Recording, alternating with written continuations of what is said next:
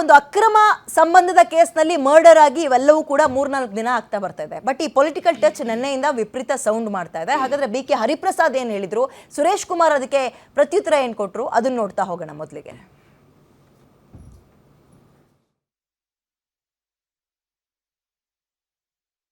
ಈಗ ಒಬ್ಬ ಅಮಾಯಕ ಹಿಂದುಳಿದ ವರ್ಗದ ಹುಡುಗ ಆ ಒಂದು ಸ್ವಾಭಿಮಾನದ ಪ್ರಶ್ನೆ ಬಂದಾಗ, ಒಂದು ಹೆಣ್ಮಗಳ ಗೌರವವನ್ನು ರಕ್ಷಣೆ ಮಾಡೋಕ್ಕೆ ಹೋದಾಗ ಯಾವ ಜ್ಯೋತಿಷ್ಯ ಅಂಥೇಳಿ ಒಂದು ಹೆಣ್ಮಗಳ ಮೇಲೆ ದುರಾಚಾರ ನಡೆಸ್ತಾ ಇದ್ದ ಅವ್ರು ಕೊಲೆ ಮಾಡಿದ್ದಾರೆ ಅಂಥೇಳಿ ಈಗಾಗಲೇ ಸಾಬೀತಾಗಿದೆ. ಅದು ಕೋರ್ಟಲ್ಲಿ ಮುಂದೆ ಹೋಗುತ್ತೆ. ಈಗಾಗಲೇ ಅವ್ರನ್ನ ಅರೆಸ್ಟ್ ಮಾಡಿದ್ದಾರೆ. ಅದು ಇವರಿಗೆಲ್ಲ ಬೆಂಬಲವಾಗಿ ಉತ್ತೇಜನ ಕೊಡ್ತಾ ಇದ್ದಂಥ ಒಂದು ಪಕ್ಷದವರೇ ಎಲ್ಲ ಪಕ್ಷದ ನಾಯಕರು, ಸ್ವಯಂ ಘೋಷಿತ ಸಜ್ಜನರು, ಸ್ವಯಂ ಘೋಷಿತ ಗುತ್ತಿಗೆದಾರದು ಸಂಸ್ಕೃತಿ ಸಂಸ್ಕಾರದ್ದೆಲ್ಲ ಮಾತಾಡೋ ಜನ ಇಂಥವ್ರಿಗೆ ಬೆಂತಟ್ಬಿಟ್ಟು ಅಮಾಯಕರದೆಲ್ಲ ಹಿಂಗೆ ಕೊಲೆ ಆಗ್ತಾ ಇದೆ.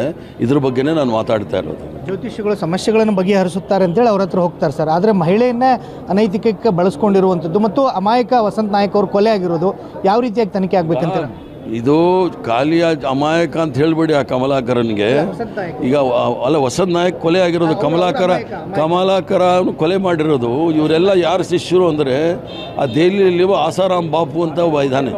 45 ರೇಪ್ ಕೇಸ್ಗಳಲ್ಲಿ ಇದ್ದಾನೆ.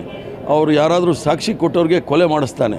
ಅದೇ ದಾಟಿ ಇವ್ರಿಗೂ ಶುರುವಾಗಿದೆ. ಆದ್ದರಿಂದ ಸ್ವಯಂ ಘೋಷಿತ ಸಂಸ್ಕಾರ ಸಂಸ್ಕೃತಿಯ ಪಕ್ಷ, ಸ್ವಯಂ ಘೋಷಿತ ಸಜ್ಜನರ ಪಕ್ಷ, ಸ್ವಯಂ ಘೋಷಿತ ಶುದ್ಧ ಹಸ್ತದ ಪಕ್ಷ ಇಲ್ಲದೆ ಇರೋ ಇವರೆಲ್ಲ ಸ್ವಲ್ಪ ಎಚ್ಚರದಿಂದ ಇರಲಿ. ನಾನೇನೋ ಹರಿಪ್ರಸಾದು ಇಷ್ಟು 4-5 ದಶಕಗಳ ನಂತರ ಅವರ ಮನಸ್ಸು ಪಕ್ವವಾದ ಮನಸ್ಸು ಅಂತ ಅಂದ್ಕೊಂಡಿದ್ದೆ.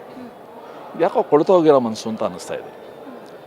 ಈಗ ಕಮಲಾಕರ್ ಭಟ್ ಅನ್ನೋರ ಬಗ್ಗೆ ಇವತ್ತು ಆರೋಪ ಕೇಳಿ ಬಂದು ಕೊಲೆ ಅಪಹರಣದು ಬಂದು ಒಂದು ಪ್ರಸಂಗ ನಡೀತಾ ಇದೆ. ಅದು ಕಾನೂನು ತಗೊಳುತ್ತೆ.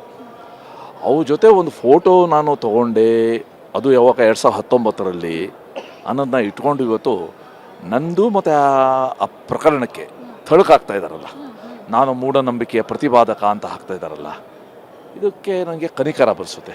ಈಗ ನಾನು ರೈಲಲ್ಲೂ ಇರ್ತೀನಿ. ರೈಲಲ್ಲಿ ಯಾರೋ ಒಬ್ಬ ಮರ್ಡರ್ ಕೂತಿದ್ರೆ ಇಡೀ ರೈಲಲ್ಲಿರೋರೆಲ್ಲ ಮರ್ಡರ್ಸ್ ಅಂದಂಗೆ ಆಯ್ತದು. ಜೊತೆಗೆ ಈ ಕಮಲಾಕರ್ ಭಟ್ ಅನ್ನೋರ ಜೊತೆಗೆ ಮುಖ್ಯಮಂತ್ರಿಗಳ ಫೋಟೋ ಇದೆ, ಚನ್ನಪಟ್ಟಣ ಶಾಸಕ ಯೋಗೇಶ್ ಅವ್ರ ಫೋಟೋ ಇದೆ, ಯೋಗೇಶ್ವರ್ ಅವ್ರದ್ದು, ಎಲ್ಲರದ್ದು ಇದೆ. ಸಾರ್ವಜನಿಕ ಬದುಕಲ್ಲಿ ಯಾರೋ ಪರಿಚಯ ಆಗ್ತಾರೆ, ಅವರೇನೋ ಫೋಟೋ ತೆಗೆಸ್ಕೊತಾರೆ, ನಾವು ಅಥವಾ ನಮ್ಮ ಫೇಸ್ಬುಕ್ಕಲ್ಲಿ ಹಾಕಿದ್ದೀವಿ. ಆದರೆ ಹರಿಪ್ರಸಾದ್ ಈ ರೀತಿ ಅಧಪತನದಿಂದ ಒಂದು ಯೋಚನೆ ಮಾಡ್ತಾರೆ ಅಂತ ನಾನು ಅಂದ್ಕೊಂಡಿರಲಿಲ್ಲ. ಈಗ ನಾನು ಒಂದು ಹಾಕಿದ್ದೀನಿ. ಹಂಗಾರೆ ಯಾರು ಸಿದ್ದರಾಮಯ್ಯನವ್ರದ್ದು ಫೋಟೋ ಇರೋದ್ರಿಂದ ಅವ್ರಿಗೂ ಕೂಡ ಈ ಕೊಲೆ ಪ್ರಕರಣದಲ್ಲಿ ತಳಕಾಗ್ತಾರ. ಸೊ ನನಗನ್ಸುತ್ತೆ ಹರಿಪ್ರಸಾದ್ ಅವ್ರಿಗೆ ನಿಮ್ಹಾನ್ಸ್ಗೆ ಕಳಿಸ್ಬೇಕು. ನಿಮ್ಹಾನ್ಸಿನ ಸೈಕಿಯಾಟ್ರಿಸ್ಟ್ ಅವ್ರದ್ದು ಅಗತ್ಯ ಇದೆ. ಅವರ ಮಾರ್ಗದರ್ಶನ, ಅವ್ರಿಗೇನು ಟ್ರೀಟ್ಮೆಂಟ್ ಕೊಡಬೇಕು ಅಂತ ಅದರ ಬಗ್ಗೆ ರಾಜ್ಯ ಸರ್ಕಾರ ಗಂಭೀರವಾಗಿ ಯೋಚನೆ ಮಾಡಿ ಆದ್ಯತೆಯ ಮೇಲೆಗೆ ಇವರಿಗೆ ಚಿಕಿತ್ಸೆ ನಿಮ್ಹಾನ್ಸಲ್ಲಿ ಕೊಡಿಸ್ಬೇಕು ಅಂತ ನಾನು ಆಗ್ರಹ ಮಾಡ್ತೀನಿ. ಓಕೆ, ಈ ವಿಚಾರ ಬರೀ ಇವರಿಬ್ಬರ ಮಟ್ಟದಲ್ಲಿ ಮಾತ್ರ ಚರ್ಚೆ ಆಗಲಿಲ್ಲ, ಕೌನ್ಸಿಲ್ ಹಂತದಲ್ಲೂ ಕೂಡ ಚರ್ಚೆ ಆಗಿದೆ. ಅಲ್ಲಿ ಏನು ಚರ್ಚೆ ಆಯಿತು ಅದನ್ನು ಕೂಡ ಫಸ್ಟ್ ನೋಡ್ಬಿಡೋಣ. ಹುಡುಗನ್ನ ಕೊಲೆ ಆಯ್ತು ಸಿದ್ದಾಪುರದಲ್ಲಿ. ಮೊಬೈಲ್ ಬೇಡ ಆಯ್ತಾ, ಕೊಲೆ ಆಯ್ತು. ಯಾರು ಕೊಲೆ ಮಾಡಿದ್ದು? ಒಬ್ಬ ಜ್ಯೋತಿಷ್ಯ ಹೋಗಿ ಕೊಲೆ ಮಾಡಿದ್ದಾನೆ. ಅದೊಂದು ಹೆಣ್ಮಗಳ ವಿಚಾರದಲ್ಲಿ ನಮ್ಗಿರ್ತಕ್ಕಂಥ ಕಾಳಜಿ, ನಮ್ಮ ನಾಯಕರು ಸೋನಿಯಾ ಗಾಂಧಿ ಅವ್ರು ತೋರಿಸಿದಂಥ ಕಾಳಜಿ ಯಾರು ಸಹ ಈ ದೇಶದಲ್ಲಿ ತೋರಿಸಿಲ್ಲ ಹೆಣ್ಮಕ್ಳ ಬಗ್ಗೆ. ಅದನ್ನ ಇವ್ರು ಯಾರು ನಮ್ಗೆ ಹೇಳ್ಕೊಡೋದು ಬೇಕಾಗಿಲ್ಲ.